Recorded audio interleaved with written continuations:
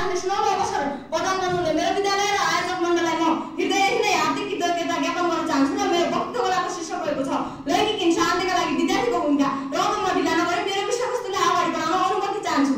लैङ्गिक हिंसा सर्वप्रथम म लैङ्गिक हिंसाको परिभाषा दिन चाहन्छु।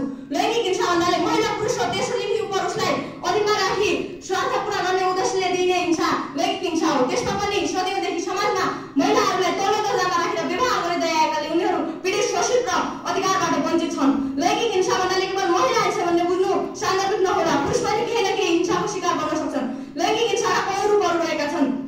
घरेलु हिंसा, बालिका विवाह, बहुविवाह, दाइजो प्रथा, देउकी प्रथा, छाउपडी प्रथा, घरबाट निकाल्ने, श्रीमान तथा सासू ससुराबाट हुने हिंसा, जबरजस्तीकरण, गाली बेइज्जत, अश्लील बोलीहरू बोल्ने, अश्लील फोटाहरू देखाउने, मोक्सीको आरोपमा चरम यातना दिने आदि यस्ता कयौं रूपहरू रहेका छन्। त्यस्तै लैङ्गिक हिंसाका कयौं कारक तत्त्वहरू पनि रहेका छन्। प्रतिस्पर्धात्मक राज्य व्यवस्था, सामाजिक विकृति विद्यमानता, महिलाहरूप्रति समाजको नकारात्मक सोच, महिलाहरूको कमजोर आर्थिक अवस्था, गरिबी र परनिर्भरता, मादक पदार्थ सेवन, कानुनको कार्यान्वयन नहुनु, दलहरूको सत्ताको आसक्ति, समाज र देशभन्दा पार्टी कार्यकर्ता र आफ्नो हित खोज्ने नेता आदि यसका कारक तत्त्वहरू रहेका छन्। लैङ्गिक समानताको अवधारणा विशेष गरी संयुक्त राष्ट्र सङ्घको स्थापना भएपछि नै आएको। संयुक्त राष्ट्र सङ्घको पहलमा सन् 1975 अन्तर्राष्ट्रिय नारी वर्षका रूपमा मनाइयो।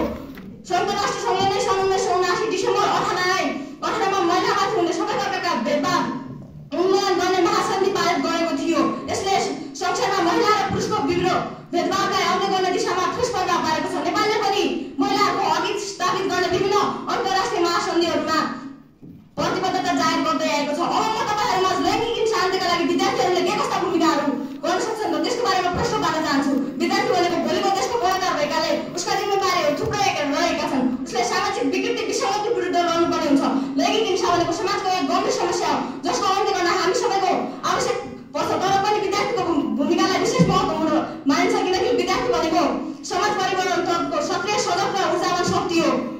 विद्यार्थीहरूले लैङ्गिक हिंसा अन्त्यका लागि निम्नलिखित भूमिकाहरू यस प्रकारका भूमिकाहरू गर्न सक्छन्। जागरुकता फैलाउने, विद्यालय तथा कलेजमा लैङ्गिक समानता, सम्मान र सहकार्य जस्ता विषयमा छलफल गर्ने, पोस्टर, र्याली, नाटक, पोस्ट लगायतका गतिविधिबाट समाजमा सचेतना फैलाउने, भेदभावको विरोध गर्ने, दैनन्दिन जीवनमा देखिने लैङ्गिक पक्षपात, अपमानजनक भाषा र व्यवहारको विरोध गर्ने, पीडितलाई समर्थन गर्ने, यदि कुनै साथी लैङ्गिक हिंसाको शिकार भएको छ भने उसलाई सहयोग, भरोसा दिलाउने र आवश्यक परे उचित मनोसामाजिक सहयोग दिन मार्गनिर्देशन गर्ने, सुरक्षित वातावरण बनाउने, विद्यालय तथा कलेजलाई सुरक्षित वातावरण बनाउन, विद्यार्थी स्वयंसेवी समूह आदिसँग मिलेर काम गर्ने, अनलाइनमा हुने साइबर बुलिङ, हेरासमेन्ट आदि देखेमा रिपोर्ट गर्ने, कानुन र अधिकारको जानकारी राख्ने, लैङ्गिक हिंसा सम्बन्धी कानुन, महिला तथा बालबालिकाको अधिकार सम्बन्धी कानुन आफूले पनि जानकारी राख्ने र अरूलाई पनि जानकारी दिने, सकारात्मक सोच र मूल्यहरूको विकास गर्ने, घर, विद्यालय र समाजमा समानता, सम्मान, सहकार्य, सहनशीलताका मूल्यहरूको विकास